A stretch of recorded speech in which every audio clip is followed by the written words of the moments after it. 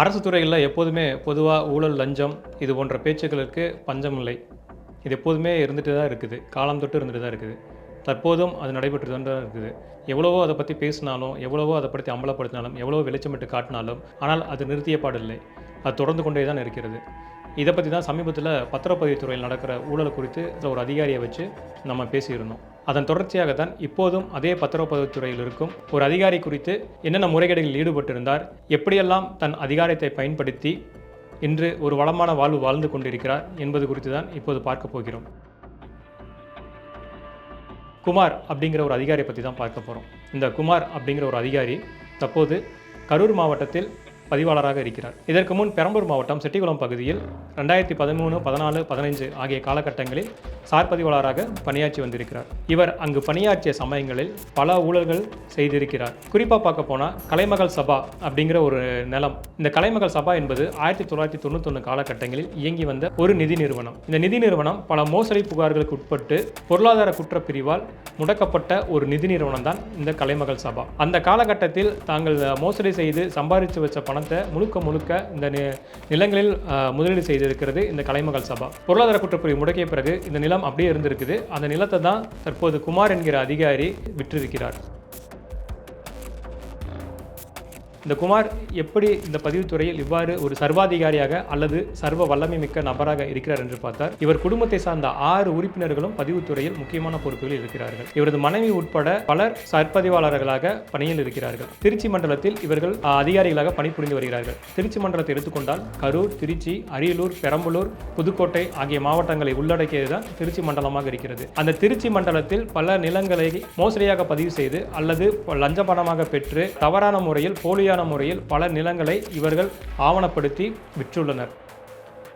இதனால் திருச்சி மண்டல டிஐஜே விட அதிகாரமிக்க நபராக இந்த குமார் அந்த பகுதியில் செயல்பட்டு கொண்டிருக்கிறார். இதோடு மட்டுமல்ல, இவருக்கு கீழ் பணிபுரியும் பதிவாளர்கள் மற்றும் சார்பதிவாளர்கள், கீழே உதவியாளர்கள் இருக்கக்கூடியவர்கள், ஆவண எழுத்தாளர்கள், இவர்கள் எல்லாரையுமே இவரோட கட்டுப்பாட்டில் தான் வைத்துக்கொண்டு இன்னமும் இயங்கிக் கொண்டிருக்கிறார். இவரை பற்றி பல்வேறு தரப்பு புகார்கள் தலைமைச் செயலகமோ அல்லது பதிவுத்துறை அலுவலகத்துக்கு சென்றால் இவருடைய அரசியல் செல்வாக்கு மற்றும் அதிகார பலத்தை பயன்படுத்தி கொண்டு அந்த புகார்கள் எதுவுமே நம்பராகாமல் பார்த்துக் கொள்வதில் உஷாராக இருக்கிறார்.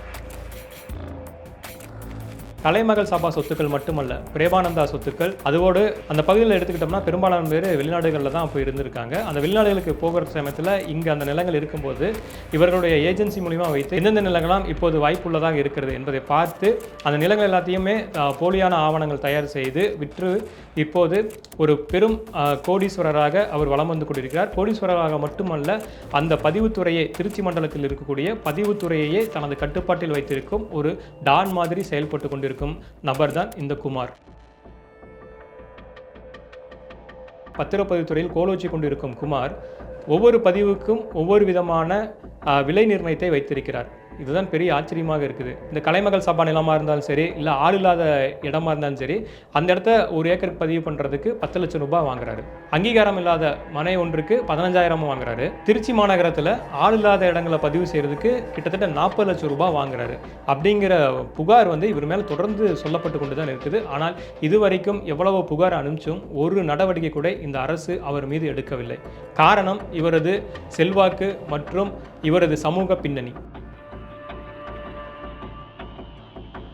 இது கூட பரவாயில்ல, இவர் இது பதிவு செய்கிறதுக்காக இந்த தொகையை வாங்குறாருன்னு பார்த்தா, இவருக்கு கீழே பணிபுரியக்கூடிய நபர்கள் அதிகாரிகளிடமிருந்தும் லஞ்ச பணத்தை பெறுகிறார். கிட்டத்தட்ட ஒரு 5 மாவட்டங்கள் உள்ளடக்கிய திருச்சி மண்டலத்தில் இவ்வாறு கோலிச்சு கொண்டிருக்கும் குமார் இவர் தன்னிச்சையாக இது மட்டுமே செய்திட முடியாது. அவரோட குடும்பத்தோட பின்னணி இருக்கிறாங்க. அதை நம்ம ஏற்கனவே சொல்லியிருந்தோம்.